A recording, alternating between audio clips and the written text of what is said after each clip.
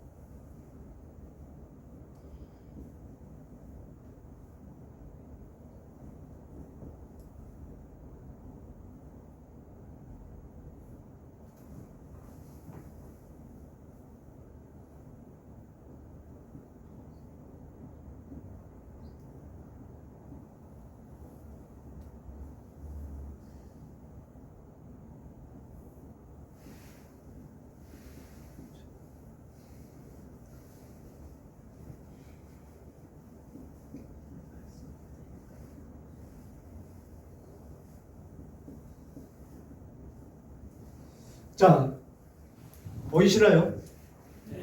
이게 어느 나라든지 이런 형상이 이루어지지 않으면 나라가 성립이 될 수가 없습니다. 그러면 지금 세상은 어떤 모습일까요? 대한민국을 예를 들어서 한번 봅니다. 통치자가 누구? 가짜 대통령이에요. 대통령. 백성은 이 대한민국에 사는 대한민국 국적을 가지고 있는 국민.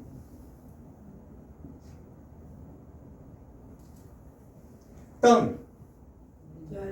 대한민국.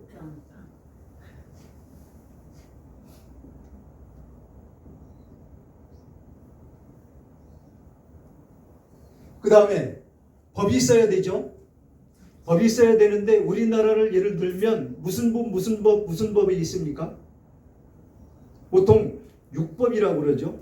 육법. 그러면 어떤 법이 있느냐면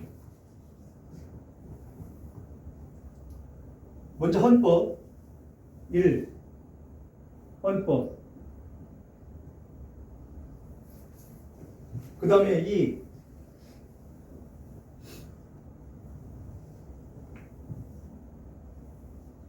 형법. 그 다음에 3. 상법. 4.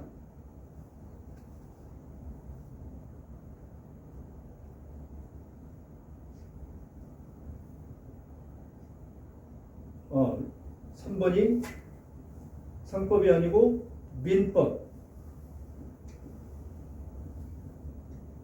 그 다음에 상법. 5. 형사법. 6. 민사법.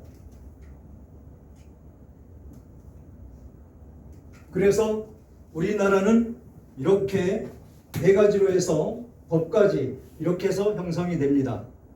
그러면 하나님 나라를 봐야 되겠죠? 하나님 나라. 통치자. 하나님. 거기서 지금 현재 통치하고 계시는 예수 그리스도.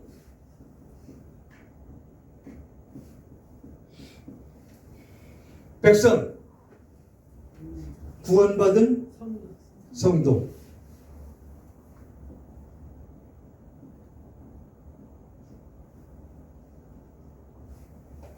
땅.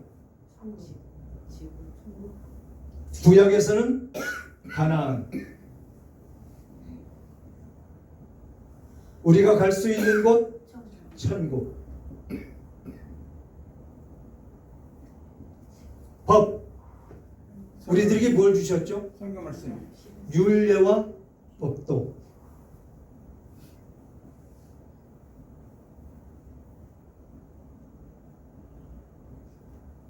이 율례와 법을 언제 주셨습니까? 가나안에 들어갔을 때 주셨나요? 출애굽해서 가나안으로 가고 있는 그 상황 가운데서 주셨습니다. 그러면 지금은 우리가 지금 현재 천국에 가 있는 상황입니까? 가고 있는 상황이죠. 구약의 이스라엘 백성들이 그 애굽에서 출애굽해 가지고 가나안으로 가고 있는 그 과정 가운데에서 이 법을 주셨습니다. 왜 주셨습니까?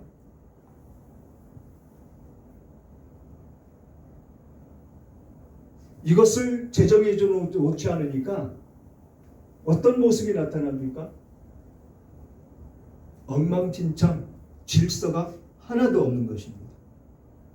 그래서 이 율례와 법도 오전에도 말씀드렸지만 613가지를 우리들에게 주셨다라는 것이죠. 그래서 최소한의 법인 이것만은 지키며 살아라. 그렇게 제정을 해 주셨다라는 것입니다. 그렇게 해서 지금 이 법을 지키지 않고 살았던 출애굽한 이스라엘 백성들은 어떻게 됐습니까? 1세대는 모두 이 가나안에 들어가지 못하고 죽었다라는 것입니다. 그래서 우리는 하나님께서 명령하신 그 율례와 법도를 안 지켜도 된다? 반드시 지켜야 됩니다. 반드시. 대충이라는 것은 없습니다. 하나님은 반드시 이것을 지켜야 이곳에 갈 수가 있다라는 것입니다. 그러면 지금 세상에 살고 있는 지금 우리들, 지금 여기에 정해져 있는 이것 안 지켜도 되나요? 이것도 반드시 지켜야 되는 것입니다. 그런데 세상은 지금 어떻습니까? 세상 사람들 지금 현재 장로님 말씀하셨듯이 가짜 대통령이라고 그러셨는데 그분부터 한번 살펴보시죠. 잘 지키고 있습니까? 지금 대통령이 국민들이 지금 지킬 수 없게끔 대통령이 지금 이게 바로 문제가 되는 것이죠. 왜 이 법 이것을 만들어서 지키도록 만드는 국회에서부터 안 지키고 있느냐라는 것입니다. 그것을 성경에서 뭐라고 그러십니까? 마지막 때가 가까워짐으로 이런 일들이 지금보다도 더 아주 극렬하게 일어날 것이다 라고 말씀을 하고 있는 것입니다. 그래서 진정으로 하나님 나라 백성으로서 구원을 얻으려면 하나님의 나라 이 나라로 들어가려면 어떻게 해야 되느냐? 우리는 반드시 하나님의 말씀을 지켜 행하며 살아가야 되더라라는 것입니다. 그냥 구원받는 데 초점이 아니고 잘 먹고 잘 살기 위해 초점을 맞춰진 사람들은 뭐라고 말씀하십니까? 구원받지 못한 하나님의 백성들이다 라는 것입니다. 하나님 나라의 그 백성이면 지키고 싶지 않아도 지켜지더라 라는 것입니다. 식사 후에 이인선 집사님이 말씀하시는데 뭐라고 말씀하시느냐면 예전에 세상 가운데 있었던 그 재미있던 일들이 차츰차츰 싫어지더라 라는 것입니다. 왜 싫어질까요? 그것이 죄라고 하지 않습니다. 그런데 세상에서 즐겨하던 것들이 싫어지더라 라는 것이죠. 이 싫어지는 이유는 하나님의 백성으로서 하나님의 율례와 법도를 지키며 살아가며 하나님을 은혜를 받기 때문에 하나님의 말씀보다 더 재미있는 것이 세상에 없어지는 것입니다. 그리고 늘 말씀드리지만 저 세상에 있을 때 친구들 엄청나게 많았죠. 그런데 예수를 믿고 나서 한 사람 한 사람씩 떨어져 나가기 시작해서 지금은 세상 친구들이 아무도 없다라는 것입니다. 교제는 하지요. 왜? 그들을 복음 전해야 되기 때문에. 그거 외에는 그들과 만나서 재미있는 이야기를 해도 예전 같으면 그 안에 끼어서 나도 잘났다고 엄청난 이야기를 해서 같이 어울릴 텐데 그 세상적인 이야기는 온데간데 없어지더라라는 것입니다. 이것이 구원받은 하나님의 백성으로서 살아가는 성령께서 인도하시는 길을 따라가는 하나님의 백성들의 삶이더라라는 것입니다. 그래서 지금 출애굽한 이 이스라엘 백성들이 지금 여기를 못 들어갔습니다. 여기를 못 들어갔는데 못 들어간 이유는 하나님을 배교하고 하나님께서 제정해 놓으신 이 율례와 법도를 지키지 못하더라라는 것입니다. 지키지 못한다라는 것은 곧 거기서 가나안에 못 들어가고 죽었다라는 것은 구원받지 못한 사람들이더라라는 것입니다. 그래서 하나님은 반드시 율례와 법도를 지키는 사람만이 내 백성이 되고 나는 그의 하나님이 되리라 라고 예레미야서에 기록이 되어 있다는 것입니다.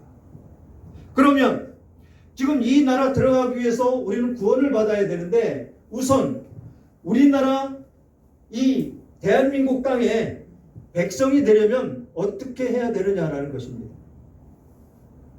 먼저 이 나라 이 백성으로서 출생을 해야 되죠.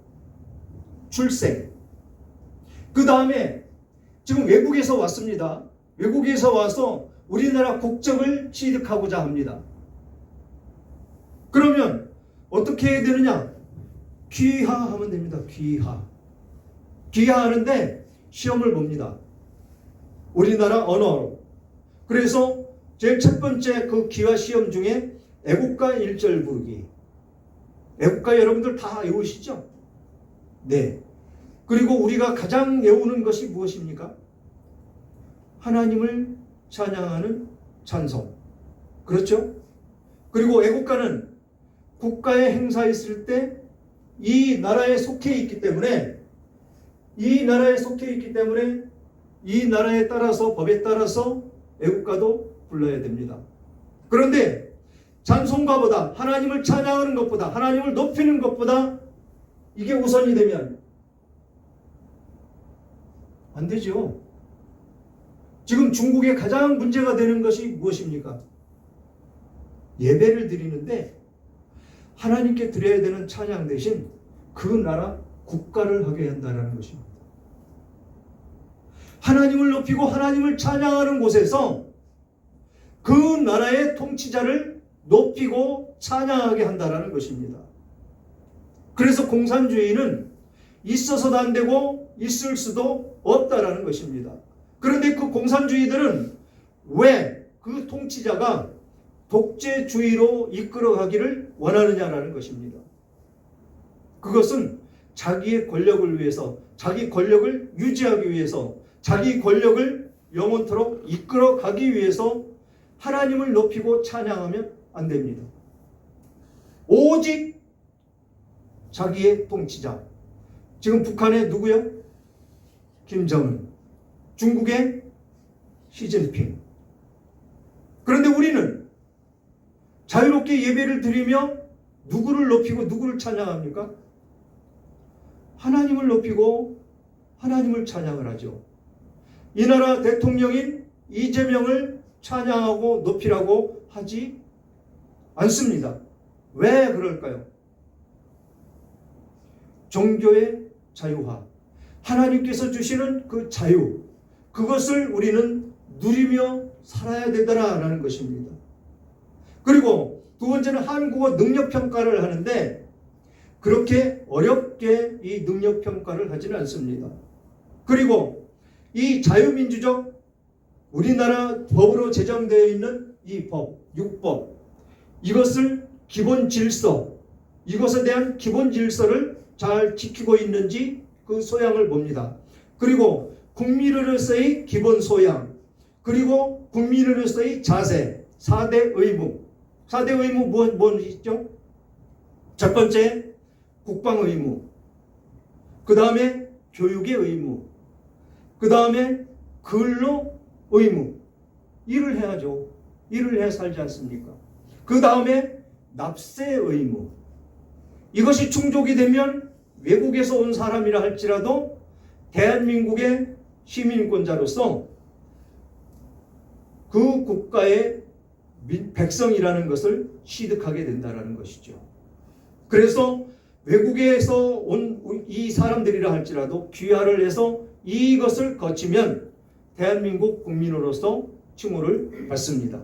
그 다음에 법을 살펴보면 6가지 기본법이 되는 게 있는데 헌법, 형법, 민법, 상법, 형사법, 소송법, 형사소송법, 그 다음에 민사소송법 이렇게 형성이 되는데 헌법은 국가 통치의 기본 방침, 국민의 권리와 의무, 통치기구의 조직 따위를 규정하는 한 국가의 최고의 법. 어느 누구도 이것은 어겨서는 안 됩니다. 통치자라고 할지라도 이 법은 어기면 안 되는 것입니다. 그리고 그 다음에 형법, 범죄와 형벌에 관한 법률 체계, 범죄에 따른 그런 처벌을 위해서 만들어 놓은 그런 법. 그 다음에 민법, 개인의 신분이나 재산의 그 상속, 처분에 관하여 규정한 사적인 법, 일반법.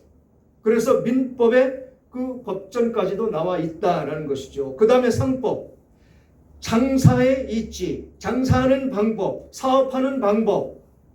사업자 등록을 가지고 있는 사람들은 모두 이 법에 저촉을 받으며 사업을 해야 됩니다. 장사도 역시 마찬가지로 해야 됩니다. 사업자를 가지고 계셨던 분들은 잘 아실 것입니다. 그 다음에 형사소송법. 국가의 형벌권의 그 내용과 그 집행 방법에 관한 방법 등에 관한 규정한 법률.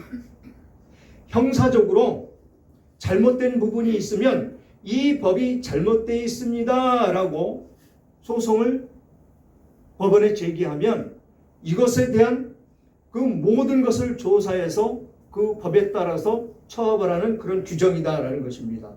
그 다음에 민사법. 민사법 여러분들 잘 아시죠? 민사에 관한 법률의 총칙. 실제적인 상법, 민법, 그 절차 법인 민사소송법을 따라 그렇게 행하여지는 것이다라는 것입니다. 그래서 그 다음으로는 이 나라에 대해서 알아볼 것인데 하나님의 나라. 이제 하나님의 나라가 본격적으로 시작이 됩니다. 그래서 하나님의 나라 통치자는 누구? 성부 하나님. 그래서 하나님은 신앙의 대상으로서 인격적이고 초월적인 존재이시다라는 것입니다.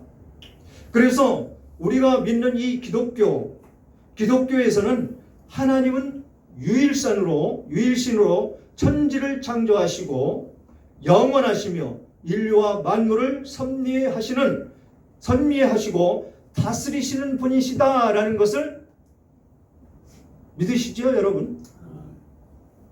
그렇습니다. 우리 기독교는 하나님이 유일하신 분이심을 우리는 믿는 종교입니다. 그분이 세상을 창조하시고 영원하시고 온 인류를 창조하셨고 그 만물을 섭리하시고 다스리시는 분이시다라는 것을 우리는 믿습니다. 창세기 강해에서도 살펴보았지만 지금 욥기에서도 드러나는 것이 바로 하나님께서 우주 만물 모든 피조물을 다스리고 계시는 것을 지금 강해하고 있습니다. 그리고 하나님은 의와 사랑이 충만하신 인격적인 존재로서 무소부재하시며 삼위일체의 하나님이신데 제위리시다라는 것입니다. 특히 성경에서는 하나님의 다른 여러 종교의 신과 다른 현저한 특징은 그는 유일무이하시고 살아계시고 그런 하나님으로서 존재하고 계시더라라는 것입니다. 그래서 시편 18편 46절에는 여호와는 살아계시니 나의 반석을 찬송하며 그 구원의 하나님을 높일지로다 라고 기록되어 있습니다. 그리고 시편 42편 2절에는 내 영혼이 하나님 곧 살아계시는 하나님을 간망하나니 내가 어느 때에 나아가서 하나님의 얼굴을 배울까라고 시편 기자는 하나님을 그리워하고 있더라라는 것입니다. 그래서 성경에서 하나님은 자연에 의한 신비감이나 공포심에서 발생한 자연 종교의 신과 전혀 다른 분이시고 또 인간의 이성에 의해서 형성되거나 혹은 도달된 철학적인 신이 아니시다라고 말씀을 하십니다. 하나님은 천지의 창조주이시고 전능하신 하나님이시다라고 말씀을 하십니다. 그것이 창세기 1장 1절에 보면 태초에 하나님이 천지를 창조하시니라 라고 시작을 한다는 것이죠. 그 다음에 이 이사야서 이 44장 24절에는 내 구속자여 모태에서 너를 지은 나 여호와가 이같이 말하노라. 나는 만물을 지은 여호와라. 홀로 하늘을 폈으며 나와 함께한 자 없이 땅을 펼쳤고 라고 말씀을 하십니다. 그리고 창세기 17장 1절에는 아브라함이 90세 때에 여호와께서 아브라함에게 나타나서 그에게 이르시되 나는 전능한 하나님이라 너는 내 앞에서 행하여 완전하라 라고 말씀을 하신 데 들어있다라는 것이죠. 그리고 역대상 29장 11절 여호와여 위대하심과 권능과 영광과 승리의 위엄이 다 주께 속하였으니 천지에 있는 것이 다 주의 것이로소이다. 여호와여 주권도 주께 속하였으니 속하였사오니 주는 높으사 만물의 머리이심이니이다 라고 고백을 하는 모습을 우리는 성경을 통해서 볼 수가 있습니다. 여기 내려오니까 시간 참 잘 가네요. 왜 이렇게 빨리 가요? 그러면서 하나님은 인간과 같은 육체를 지니시지 않은 영이시다라는 것입니다. 그런데 왜 하나님은 우리를 하나님의 형상대로 지으시자라고 했을까요? 그것은 똑같은 영을 하나님께서 지으셨다라는 것입니다. 그래서 하나님의 형상을 닮은 우리들의 모습이다라는 것입니다. 하나님은 육신이 없으신 영으로 존재하시는 분이시다. 그분은 무소부재하시고 유일무이하신 그런 분이시다라는 것이죠. 그래서 요한복음 4장 24절에는 하나님은 영이시니 예배하는 자가 영과 진리로 예배할지니라. 무엇으로 예배하라고요? 영과 진리로. 진리는 변하지 않는 것. 영은 하나님의 형상을 닮은 우리들의 영. 그렇게 예배를 해야 된다는 것입니다. 영이 내 안에 내재되어 있지 않는 사람은 알 수는 없지만 그 사람들의 예배는 하나님께서 받지 않으신다는 것이죠. 그래서 하나님의 형상을 닮은 그런 우리들의 예배만 하나님은 받으신다라는 것입니다. 그래서 성경은 우주와 인간을 섭리하며 조금도 쉬지 않고 역사하시고 계시는 하나님이시오라고 요한복음 5장 17절에 말씀을 하십니다. 예수께서 그들에게 이르시되 내 아버지께서 이제까지도 일하시니 나도 일한다 라고 말씀을 하신 요 부분에 속해져 있다는 것이지요. 그렇게 말씀을 생생하게 묘사하기 위해서 때로는 의인적 표현을 많이 쓰기도 합니다.